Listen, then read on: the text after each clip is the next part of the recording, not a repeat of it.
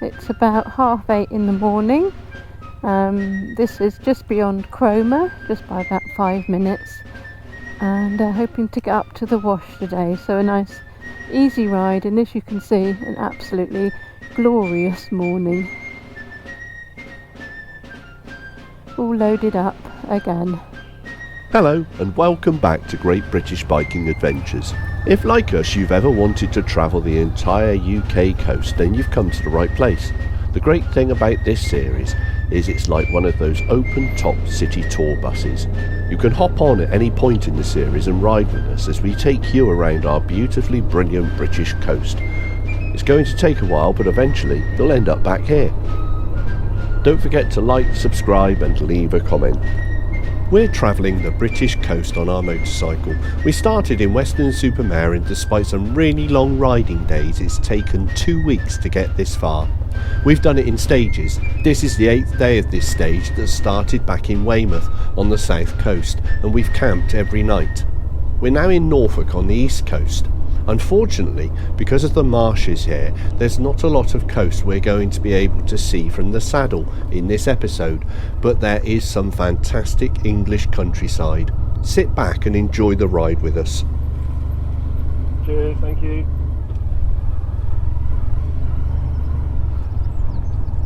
Really nice campsite, play area, football pitch, checkers board, lots of good toilet blocks all over the place.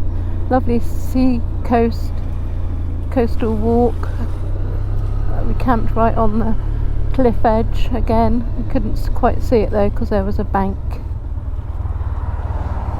Lots of rabbits, and we got up in the night. Really nice.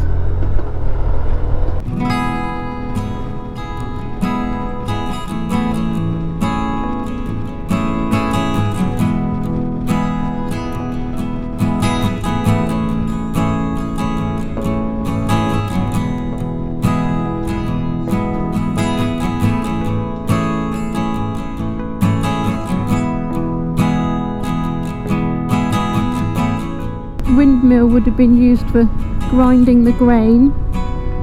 The wind power would turn the stones, millstones, that would grind the grain up into flour, and that's where you get the term stone ground flour from, because they still do it today, perhaps not in such a lovely setting as what we've just passed. But it's much better for you because it maintains the integrity of the wheat grain and the B vitamins and things, and in my opinion it tastes a lot better.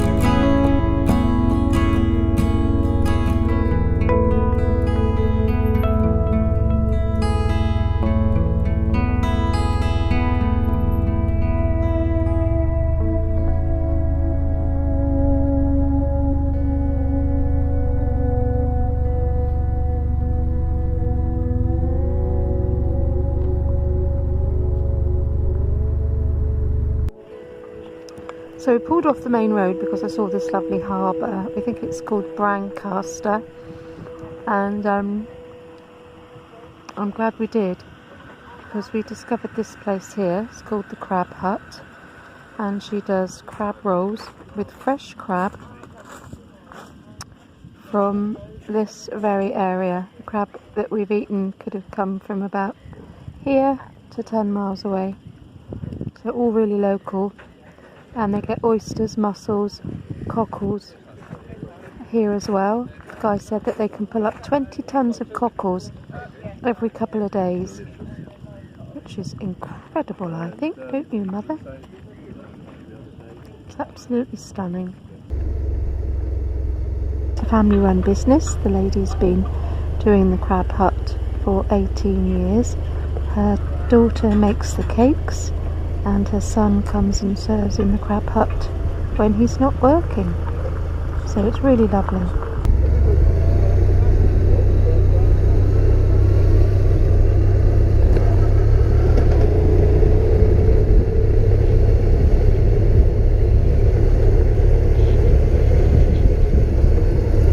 Back in episode 4, I gave a brief history of the iconic British telephone box.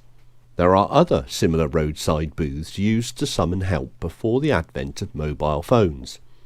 The two original breakdown and recovery organisations, the AA and the RAC, had them, and so too did the police. Within a very short riding distance we saw two examples of these, a police box in Stiffkay followed by an AA box near Branscaster.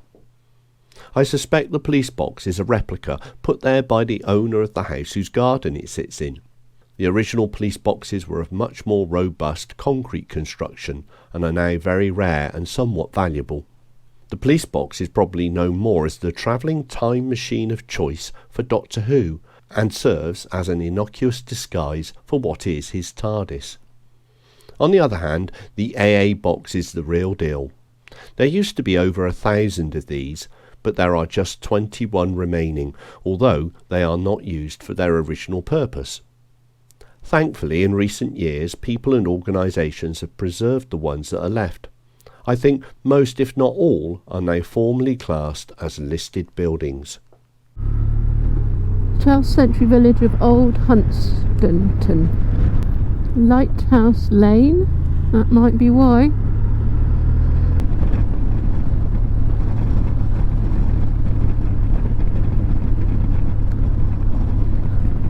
Hunstanton.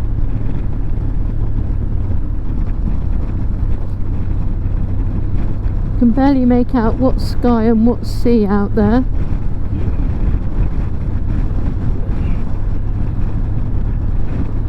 We're looking at the wash, an inland bit of the sea. If you look on a map of England, it's like a little square that comes in, and we're navigating round it as much as we can, because a lot of it is marshland. But this is on the south tip of it.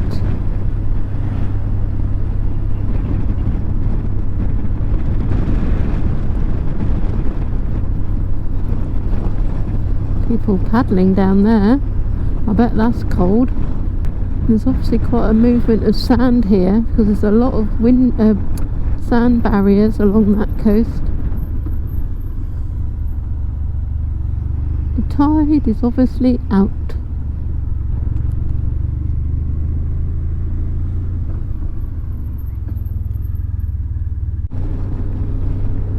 So this is the far end of Hunstanton. I can't say that. In the holiday park, because we're looking for a little byway.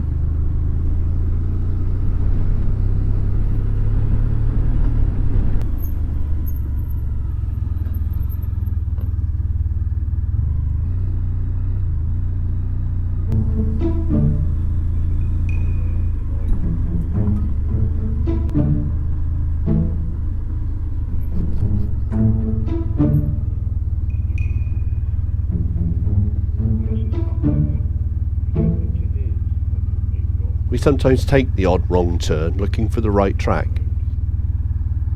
As you may already know, we ride a Honda Cross Tourer. It's a big bike and a bit of a handful, especially when fully loaded and two up.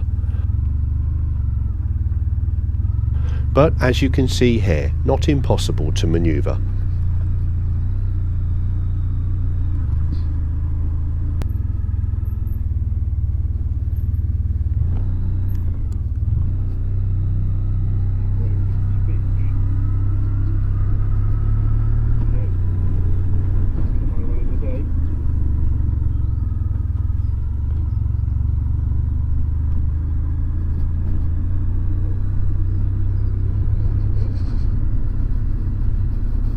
In our planning, we pore over Google Maps looking for the best routes closest to the coastline.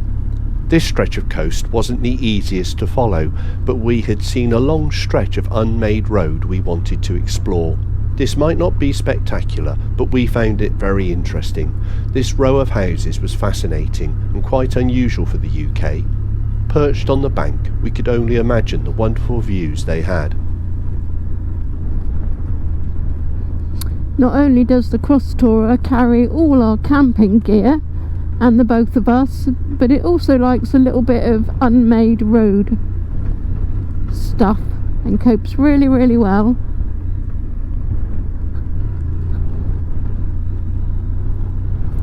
We love it. She's called Candy. Candy the Cross Tourer. These places are fascinating.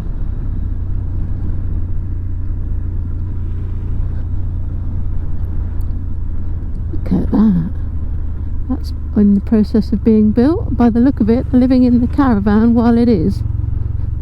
And then you have places like that, which obviously started here first and then became something like that.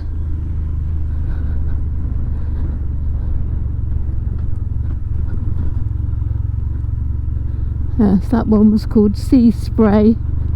I think there's probably an element of truth to that. Oh, what was that? A cat? Yeah.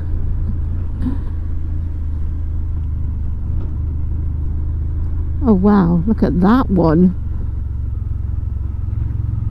That's got a bit of a cluttered garden.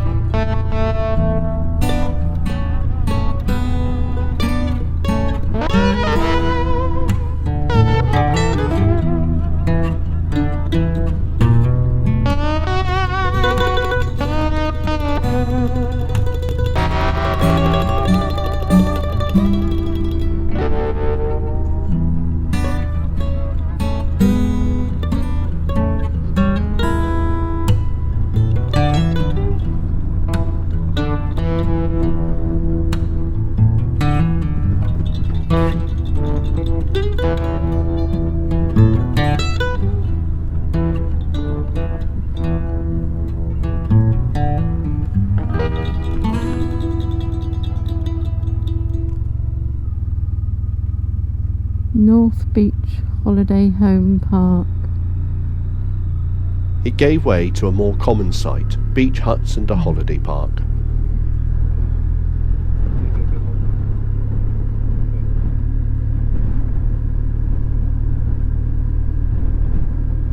For sale. Great stuff.